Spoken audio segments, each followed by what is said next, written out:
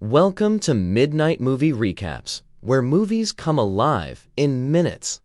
Let's dive into tonight's story. At the beginning of the film, we see the main character named Eddie Mora, a failed writer who dreams of that very book capable of making him famous and rich. He spends all his time writing it, and for several weeks now, he's been experiencing writer's block and can't write even a couple of pages because all his thoughts hit an invisible wall beyond which there's nothing but emptiness. Later, he meets with his girlfriend, who says she wants to break up with him. She's tired of paying his bills and hopes for better. Eddie himself was sure everything was fine between them, and that one day they would get married, but Lindy is adamant and believes everything is over between them. Devastated by this news, Eddie leaves the cafe and on the street runs into his ex-wife's brother, named Vernon. He immediately notes that the guy looks homeless, and Eddie, trying to save face, assures him he has a contract and is completely immersed in work with no time for himself. Such an explanation doesn't convince his brother-in-law, and he suggests Eddie grab a drink. Vernon admits he hasn't been in touch with his sister for a long time because she moved out of state. And Eddie shares that during all this time, he hasn't written a single line and is falling further and further behind schedule. Then Vernon, who works at a pharmaceutical company, offers help in the form of a special pill capable of engaging the full potential of the human brain at 100%, since humans only use 30%. But Eddie refuses, especially since he has nothing to pay for the drug, which costs $800. But his former brother-in-law simply gives him the pill, leaves a business card, and leaves. He looks at the pill and realizes he has nothing left to lose, and he decides to take the drug. The pill works instantly, and encountering the landlord's wife on the landing demanding payment for rent, Eddie in a matter of seconds reads her condition and understands she has a problem at college. He sees uncertainty and confusion in her eyes. While she yells at him, he notices a book in her bag and realizes the girl is studying law. "That's none of your business. Something wrong in law school? How do you know I'm in law school?" The stream of knowledge that had been stored in his subconscious for years begins to form into clear thoughts. And having calmed her down, he even helps compile the necessary notes. In 45 minutes it was a polished gem. She was pleased. Returning to his apartment, Eddie realizes he's living in a real pigsty, and if he wants to bring order to his mind, he'll have to start with the surrounding chaos. Energy literally overwhelms him, and having finished cleaning, he decides not to stop, and immediately sits down to write his book. Words themselves line up into coherent, precise sentences, and having worked until late at night, Eddie falls asleep. But in the morning, he realizes the abilities have disappeared, and everything that yesterday seemed limitless has been reset. However, something remained. He shows the written text to his editor, and by the time he gets home, she's left several messages on the answering machine. She's amazed by his work. Eddie wants to call back, but realizes the text wasn't written by him, but by a different Eddie. "Eddie, give me a call when you get in. Here's a little crandion." Realizing he needs the pill again, he heads to Vernon, who greets him with a beaten face. His brother-in-law doesn't say who did it, but admits that NZT hasn't been approved by the ministry yet, and its production is completely illegal. When Eddie confesses he needs another pill, Vernon agrees to discuss it, but asks him to pick up his suit from the dry cleaners and grab something for breakfast. But when he returns, Eddie discovers Vernon is dead and immediately calls the police. Almost instantly, he guesses the killer was looking for the pills and possibly didn't find them. Realizing the apartment is already turned upside down, Eddie doesn't stand on ceremony, and in search of the coveted package adds even more chaos, not thinking about the consequences. Finally, in the oven, he finds what he was looking for, as well as a stack of money. Having hidden the package, he opens the door to the arriving police. At the station, he claims he didn't know what Vernon was involved in, and met him completely by chance. The police release him, asking him to leave a phone number, and returning home, he immediately takes a pill. His consciousness clears again. The world becomes sharp and orderly, and Vernon's money, multiplied by a powerful surge of motivation, allows Eddie to finish the book in just 4 days. 1 pill a day, and his possibilities seem limitless. He rapidly changes, turning into a confident person who navigates absolutely everything. Poker, piano, medicine, the stock market. There are no longer any closed topics for him, and in any company he finds himself at the center of attention. Fear and shyness disappear, and he can no longer stop because the feeling of omnipotence literally overwhelms him.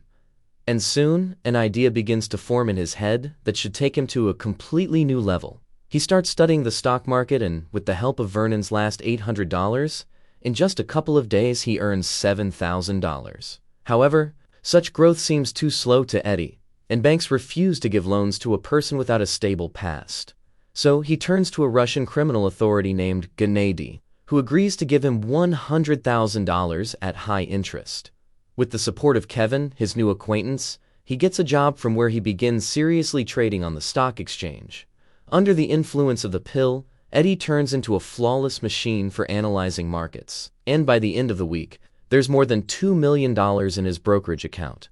Rumors about the successful trader spread quickly, and soon Kevin reports that a very serious financier named Carl Van Loon has scheduled a meeting with Eddie. Such a change can't help but affect his personal life as well. Lindy agrees to have dinner with him, and the new Eddie impresses her with his impeccable Italian and amazing ability to guess her emotions. Very soon they're together again. However, against the backdrop of this success, two things begin to trouble Eddie. He increasingly notices that an unknown man is following him, and he himself encounters bouts of disorientation, as if the reality around him is beginning to lose stability. Finally, the day of the meeting with Carl Van Loon arrives. He says little and prefers to listen to the story of how in just 10 days Eddie managed to multiply his fortune many times over. The simplicity and simultaneous brilliance of his approach attract the attention of Van Loon's assistant. Although he senses in the young broker a dangerous self-confidence bordering on megalomania. Already in the car, Van Loon offers Eddie to look at a list of companies, and in just a few minutes he understands that the magnate is preparing a major merger deal with Hank Atwood's business. Carl barely hides his surprise at how quickly the newcomer calculates the situation, and when Eddie points out the risk of the deal falling through, the magnate schedules another meeting with him. Inspired by Van Loon's interest in his abilities, Eddie decides to take a walk. He doesn't understand how he walks 20 blocks and suddenly finds himself at a subway station, where he unexpectedly gets into a fight with 4 men and emerges victorious. Despite never having known how to fight before, the pill seemingly extracts from the depths of his memory martial arts techniques once seen in movies, and this proves sufficient to handle opponents without much effort. Another jump takes him to one of the suburban bars, and then he finds himself already at some party, where he again notices that same man and goes off with an unfamiliar girl to a hotel. And when the pill's effect wore off, he couldn't remember the last 18 hours of his life. The night fight makes itself known, and with an injured leg, Eddie barely makes it home. Waking up the next day, he begins to understand that the drug is negatively affecting his condition, and having refused the pill, he decides to work on Van Loon's documents. However, for ordinary Eddie, these papers look like a set of hieroglyphics. Due to refusing the drug, he feels bad and asks Kevin to reschedule the meeting with Van Loon. But he insists, being confident that such a person won't give a second chance. At the appointed time, Eddie still comes to the meeting, but without the pill, he feels vulnerable and constrained. From Carl he learns that 2 years ago, no one had heard of Hank Atwood, and now he heads one of the largest energy companies. However, Eddie's thoughts are occupied with something completely different. The news reports the body of Maria Winter has been found, and Eddie realizes with horror that this is the very girl with whom he secluded himself in a hotel room the day before. Witnesses saw an unknown man near her, and this information makes Eddie nauseous. And in panic, having fled from the meeting, he returns home. Melissa's call puts everything in its place. She warns him about the danger of the pills, and Eddie asks her for a meeting. Sitting in the park, Eddie decides to call Vernon's clients, but very quickly realizes that most of them have either died or ended up in the hospital. When he dials the next number, the call rings very close by, and he recognizes the man who's been following him all this time. Realizing who's calling him, the man rushes after Eddie, but he manages to escape. Having gotten rid of his pursuer, Eddie meets with Melissa and barely recognizes in her the woman who once attracted the envious glances of surrounding men. She immediately understands that Eddie has been taking the pills for a long time, and confesses that she herself was once her brother's client. At first, the drug made her life perfect, giving a feeling of omnipotence. But learning that people die from it because no brain is capable of withstanding such a load for long, she decided to quit. Now she suffers from headaches and nausea that deprive her of the ability to concentrate. Melissa advises Eddie to gradually reduce the dose and then refuse the drug. Immersed in his own problems, he forgets about Ganadi's interest, and he decides to remind him about it. Seeing a pill in Eddie's hands, the authority figure, without hesitation, takes it and goes with him to the bank. Eddie can't remember if there are any pills left at his place, but knows he made a stash in Lindy's apartment. Going to her workplace, he confesses everything, and now she understands where this energy came from. And Eddie asks her to bring the pill that should get him back on his feet. He receives a call from Lindy, who in panic reports that an unknown man is following her. When he gets out of the car, she also leaves the vehicle and tries to hide. Lindy turns to passersby for help, but this doesn't stop the pursuer, and without the slightest hesitation, he kills 2 men. But this is enough for Lindy to manage to hide. Finding herself in relative safety, she tells Eddie that the man is still looking for her. Realizing this is the only chance, Lindy decides to take the pill. And in the next moment, her consciousness clears. Her brain seemingly begins to read the surrounding space on its own, analyzing details and choosing the most optimal path. Almost without thinking, she rushes toward the ice rink, knowing in advance what her next action will be. She wounds the pursuer and escapes the chase. Finally, Lindy reaches Eddie, and he receives the life-saving pill. They rent a hotel room, and in the morning, Lindy admits that only now does she truly understand how much the pill changes a person, and Eddie assures her that he'll stop taking the drug as soon as he can provide them with a carefree life. However, a new problem appears. The effect of the pills made a strong impression on Ganadi, and Eddie gives him several pills, trying to buy time. Realizing the danger, he hires bodyguards and asks them to keep their distance, not attracting unnecessary attention. And don't wear the same color suit, this isn't a master's. Eddie finally meets with Von Loon, who admits that after studying the prepared report, he fired several employees who couldn't do what one person did. So, 2 months after starting to take the pills, Eddie becomes a key intermediary in the largest corporate merger in history. Understanding that sooner or later the pills will run out, Eddie offers a chemist $2 million to create a new batch of the drug, and he agrees. To always have pills at hand, he asks his tailor to make hidden pockets in all his suits. However, the situation soon becomes complicated when Eddie learns that a witness in the Maria Winter case has identified him as the man seen near her on the evening of the murder. He hires the best lawyer in New York and finds out that all traces at the crime scene were carefully destroyed.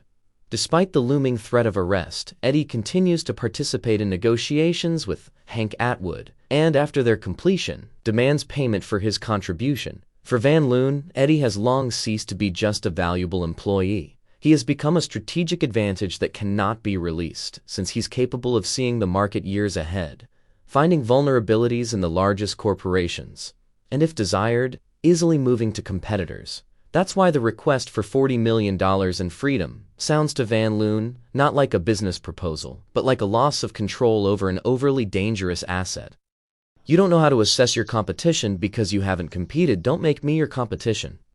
And to keep Eddie close, Carl opens unlimited credit for him, ready to cover any expenses. Realizing that he's getting deeper into a dangerous game, Eddie decides to buy an apartment in one of the city's elite buildings, calculating that a dwelling with a multi-level security system will become a real bunker for him. Meanwhile, Gennady reappears on the horizon, demanding new pills and blackmailing Eddie with threats to tell the press about the Maria Winter case. On the appointed day, instead of Hank Atwood, his wife comes to the meeting and reports that he suddenly became ill and ended up in the hospital. Escorting her to the car, Eddie recognizes in the driver the very man who had previously pursued him, and at this moment it dawns on him that Atwood was also taking the pills.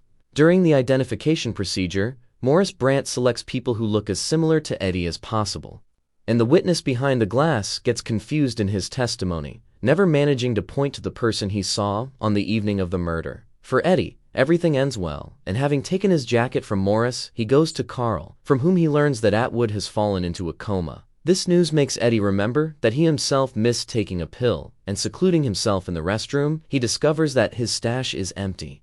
Returning to Van Loon's office, Eddie receives a package from the secretary addressed personally to him, and inside finds a message from Gennady, the severed hands of his bodyguards.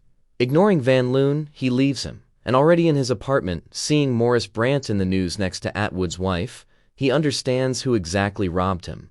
A knock on the door pulls him from his thoughts, and he hears Gennadi's voice demanding he open immediately. Realizing that he has no pills and won't be able to buy off the authority figure, Eddie decides to settle accounts with life. But standing on the edge and preparing to take the fatal step, he suddenly remembers the last pill that should be hidden in one of the boxes. Eddie frantically starts searching, while the bandits are breaking down the door. But having found the coveted pill, he stumbles and doesn't have time to take it. Finding himself in Gennadi's hands, Eddie sees that he has changed the method of taking the drug, explaining that this way, the drug enters the bloodstream faster and acts longer. Learning that Eddie has nothing more, Gennadi orders the apartment searched and doesn't notice how he hides a knife behind his back. While his men break open the safe, the authority figure declares that he'll find out the truth anyway, even if he has to torture Eddie to death. But Gennadi's overconfidence fails him, and when he comes too close, Eddie strikes, mortally wounding the authority figure. This last push takes too much strength from him, but suddenly he realizes that the drug is in Gennadi's blood, and pressing to the floor, he begins greedily drinking it. The drug immediately begins to work, producing the already familiar effect. Consciousness clears, thoughts again line up in perfect sequence, and a clear plan forms in Eddie's head. Calculating his opponent's actions several steps ahead, he deals with them, and once again avoids imminent death. That same evening, Hank Atwood dies, and Eddie informs his guard that the medicine that could have saved his boss was with Morris Brandt, but he preferred to keep it for himself.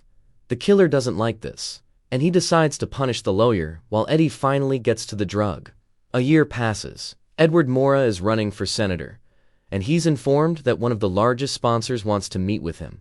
Van Loon quickly understands how high Eddie is aiming and makes it clear that he knows about the drug. He found out which lab was producing the drug for Eddie, bought the company, and closed it, thereby becoming the only person capable of resuming production. In return, Van Loon wants only one thing, that when Eddie reaches the presidency, he'll promote the interests of a certain circle of people. However, the future senator is not satisfied with such an arrangement. Eddie calmly explains that he foresaw this scenario and long ago set up several labs working simultaneously. Moreover, throughout the entire year, he collected information about Van Loon himself and prepared countermeasures in case he decided to attack. No matter how hard Carl tries to outsmart him, Eddie still sees the situation several steps ahead. And to prove this, in a matter of seconds making a calculation, he predicts an accident. By Van Loon's changed heartbeat, he understands that the magnate's heart is working at only half capacity, and he'll soon need surgery. Carl fails to persuade him to cooperate, and having gotten rid of Van Loon, Eddie goes to lunch, where, having placed an order in Chinese, he no longer surprises Lindy.